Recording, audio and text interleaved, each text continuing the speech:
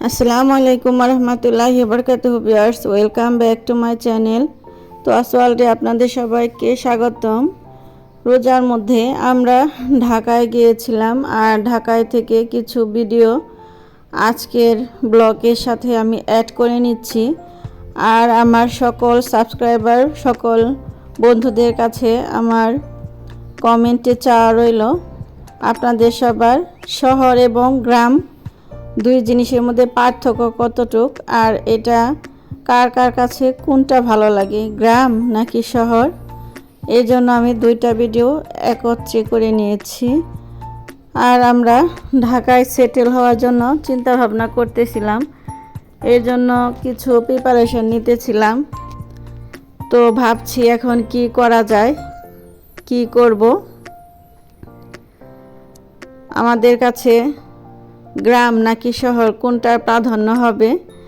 তো এই ভিডিওটা দেখে আপনারাও আমাদের সঙ্গে যোগ হবেন, এই মতামতে কমেন্টে জানাবেন।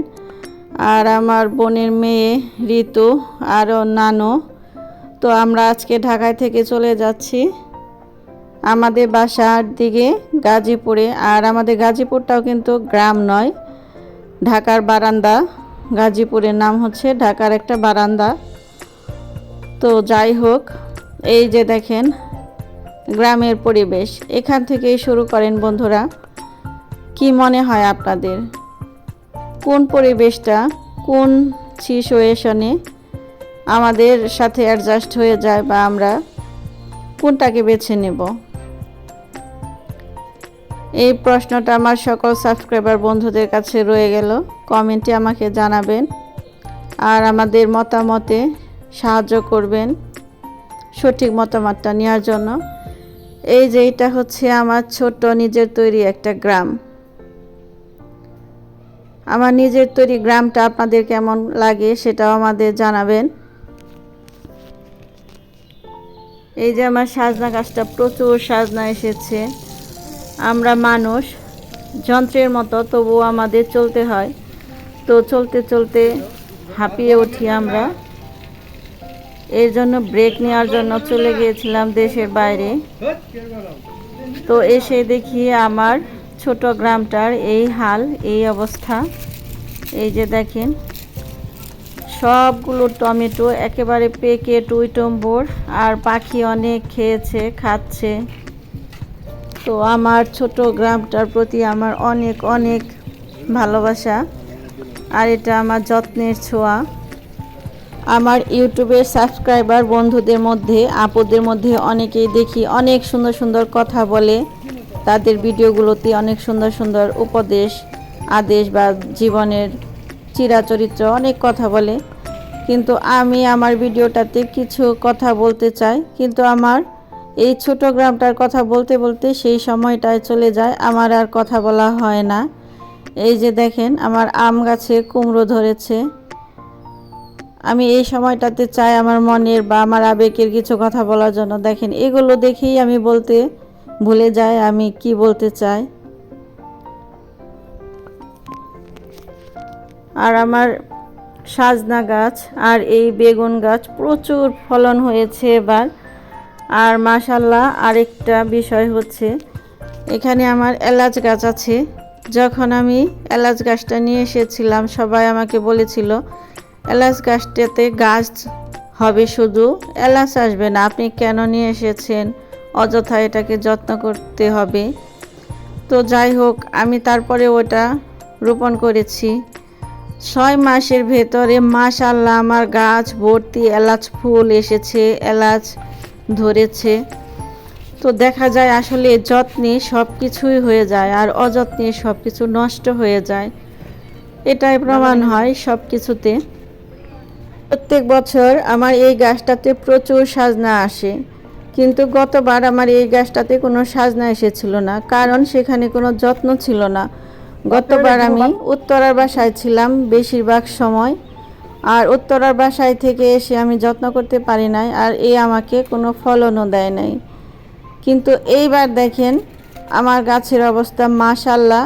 আমি এখান থেকে প্রচুর সাজনা খাচ্ছি। আমার প্রতিবেশী পরিচিত বা আশেপাশে সবাইকে বাসার লোকদের দিচ্ছি, খাচ্ছি।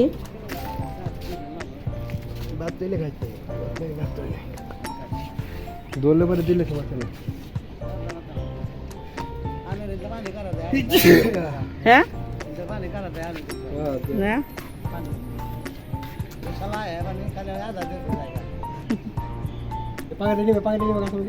কাঁচামরিচ তুলুন কাজ করে উনি পুরাটা বিল্ডিং হ্যাঁ ই করলো ছেড়ে দিবনি মোবাইলে জানি তো ভালো একটা লুক পাইলে দিয়েছে একটা লুক দিও আর মুরগি আর 20টা এনে দেবো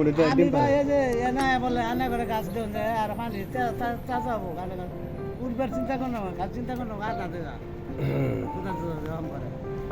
পানি দিলে পানি খাই যাবো গা।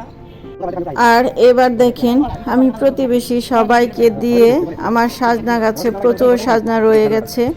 পরবর্তী ভিডিওতে আমি সাজনা গাছগুলোতে কিভাবে সাজনা তুলি আমি দেখাবো। আর টমেটো দেখেন এই যে পাখি খাচ্ছে, যেগুলোতে পাখি হাত দেয় আমি সেটা রেখেই দেই। তো যাই হোক, আমাদের সমাজ, আমাদের পরিবার পরিজন সবাইকে নিয়ে ভালো আছি, ছিল এখনো আছে ইনশাল্লাহ। আমি যতদিন বেঁচে থাকবো এভাবেই থাকবো আর এভাবেই চলবো। আর সবাই এতে আমাকে ভালোই বলে, কেউ খারাপ বলে আমি শুনি নাই। আসলে মানুষের জীবন যন্ত্রের পাশাপাশি পারিবারিক দিক থেকে চিন্তা করলে দেখা যায় আমরা সবাই ঘরে ঘরে একটা করে হৈমন্তী আর শকুন্তলা। হৈমন্তী আর শকুন্তলার গল্পটা আপনারা সবাই পড়েছেন কিনা জানি না। আমাদের পরিবারে প্রত্যেকটা মেয়ে মনে হয় এক একটা হৈমন্তী আর শকুন্তলা। মাঝে মাঝে আমার হাসি পায়, মেয়েরা কেন এমন হয়। সবার জন্য স্যাক্রিফাইস করাই মনে হয় মেয়েদের একটা ধর্মকর্ম হয়ে যায়। তো এইভাবে মেয়েরা জীবনযাপন করেও মানুষের মন পায় না। অনেক সময় দেখবেন খুঁটিনাটি এটা সেটা এসব বিষয়গুলো সব মেয়েদের উপর দিয়ে চলে আসে। আর আমরা যত মানুষকে আপন করে নেই তত মানুষ আমাদেরকে পর করে দেয়। এটা হয়তো মেয়েদের সাথেই হয়ে যায়। আর বাড়ি ঘর জায়গা জমি আশেপাশে সব কিছুই যেন মেয়ে বলতে সবাই ঠকানোর জন্য প্রস্তুত হয়ে থাকে। তো যাই হোক, ঠকানোর ব্যাপারটা অনেক রকমভাবে মানুষ ঠকে যায়। এটা আসলে ধৈর্য শক্তির ব্যাপার। হার জিত বা ঠকা জেতা এগুলো সব আল্লাহর হাতে ছেড়ে দিয়েছি। জীবনে অনেক মানুষ ঠকিয়েছে, অনেক মানুষ অত্যাচার করেছে, অবিচার করেছে, অন্যায় করেছে, করছে, সব সহ্য করেছি। প্রত্যেকটা ঘরে ঘরে হয়তো এরকম কেউ আছে, তারা সহ্য করছে। কিন্তু দেখা যায় আল্লাহ পাক একদিন না একদিন সবাইকে সব কিছু ফিরিয়ে দেয়। শুধু ধৈর্যের ব্যাপার।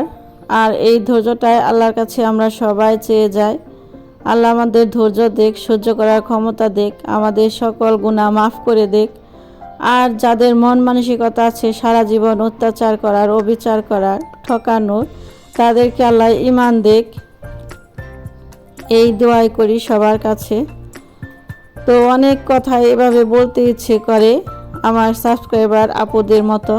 তাদের মতো আমি খুললি এভাবে কিছু বলতে পারি না খোলামেলা করে, মুখে আটকে যায়। বা পরিবেশ পরিস্থিতি একজনকে নিয়ে বললে অন্যজন মনে করে এটা আমাকে বলেছে, বা আমি কাউকে নিয়ে বললাম না, নিজের কথা বললাম, তারপরে এক একজন মনে করবে এটা আমার উদ্দেশ্যে বলা। আসলে আমরা যে যা জায়গা থেকে সেরকম অন্যায় কাজ করি, হয়তো এর জন্যই আমাদের মনে হয় এই কথাগুলো, এই কাজগুলো আমার উদ্দেশ্যে করেছে, আমার উদ্দেশ্যে বলেছে। এইরকম মানুষ আমাদের পরিবারে বা আমাদের আত্মীয় স্বজন, পরিবার পরিজন বা আপনাদের অনেকেই আছে। আর এই ধরনের মানুষগুলো কারো ভালো চায় না, ভালো করতেও পারে না, মানুষকে সম্মান করতে পারে না, সম্মান দিতেও জানে না। আর সম্মানের পাত্রকে কিভাবে অসম্মান করতে হয়, কিভাবে ছোট করতে হয়, এদের কাছ থেকে এগুলো শেখা যায়। আর ভবিষ্যতের জন্য এরা ভালো কিছু করবে এটা নিয়ে অনেক সংশয় মনে হয়। দ্বিধা দ্বন্দ্বের ভিতরে মানুষ জীবন চলতে থাকে, কি করবে কি হবে। আসলে ভয় একটা মানুষের ভিতরে কাজ করে, যে ভয়টা কখনোই সরে যায় না। আসলে এই রোজা রমজানের দিনে এমন মানুষ দেখেছি দুহাত তুলে অনেকে নিতে পারে, কিন্তু 1 টাকা কারো পেছনে ব্যয় করলে বা পকেট থেকে হারিয়ে গেলে তারা মনে হয় মারাই যাবে, এরকম অবস্থা তাদের। তো কি হয় এইসব করে বা কি হবে ভবিষ্যতে, এগুলো মানুষের ঈমান ধর্ম বজায় না রেখে আমি বুঝি না। তো যাই হোক বন্ধুরা, ভালো লাগলে আমাদের ভিডিওটিতে লাইক, শেয়ার, কমেন্ট এবং সাবস্ক্রাইব করে সকল বন্ধুকে দেখার সুযোগ করে দিবেন। ফেসবুক পেজ থেকে ফলো দিয়ে যাবেন। আর সবাই ভালো থাকবেন। আল্লাহ হাফেজ।